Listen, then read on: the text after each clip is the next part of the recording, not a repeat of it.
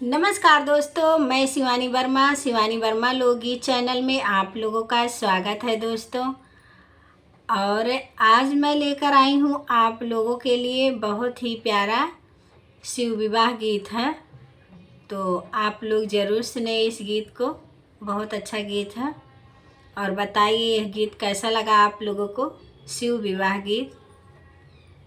तो आइए सुने, बहुत ही आनंद आएगा। आप लोग फुल वॉच करके सुनेंगे तो आप लोगों को बहुत ही आनंद आएगा शिव विवाह गीत।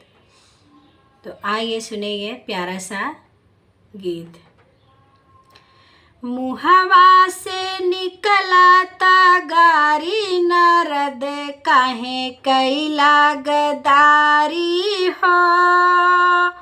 मुहवा से निकलता गारी नारद काहे कैला गदारी हो। कैला गदारी हो, कैला गदारी, कैला गदारी हो, कैला गदारी। मुहवा से निकलता गारी नारद काहे कैला गदारी हो। मुहवा से निकलता गारी नारद काहे कैला गदारी हो। कहला कि दुल्हा महादेव आई है, कहला कि दुल्हा महादेव आई है। महादेव आई है हो, महादेव आई है। कहला कि दुल्हा महादेव आई है। दुआरा पे अइले भिखारी नारद काहे कैला गदारी हो। दुआरा पे आए भिखारी नारद काहे कैला गदारी हो। कैला गदारी हो, कैला गदारी, कैला गदारी हो, कैला गदारी।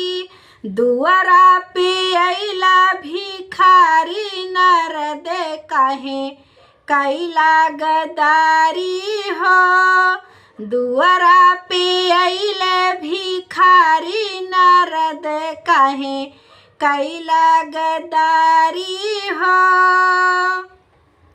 मुहवा से निकलता गाली नारद काहे कैला गदारी हो। कैला गदारी हो, कैला गदारी, कैला गदारी हो, कैला गदारी। मुहवा से निकलता गारी नारद काहे कैला गदारी हो।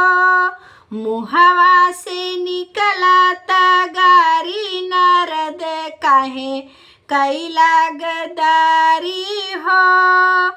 काहेली मैना की सुनिए नारा, काहेली मैना की सुनिए नारद, सुनिए नारद, सुनिए नारद। काहेली मैना की सुनिए नारद, काहेली मैना की सुनिए नारद। भले धिया रखबे कुंवारी नारद काहे कैला गदारी हो।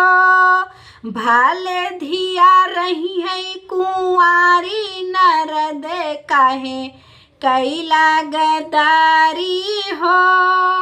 कैला गदारी हो, कैला गदारी, कैला गदारी हो, कैला गदारी। भाले ही धिया रही है कुंवारी हो, नारद काहे कैला गदारी हो। भाले धिया रही है कुंवारी नरद काहे कैला गद्दारी हो। मुहवा से निकलता गारी नरद काहे कैला गद्दारी हो। कैला गद्दारी हो, कैला गद्दारी, कैला गद्दारी हो, कैला गद्दारी। मुहवा से निकलता गारी नरद काहे कैला गद्दारी हो। मुहवा से निकलता गारी नरद काहे कैला गद्दारी हो।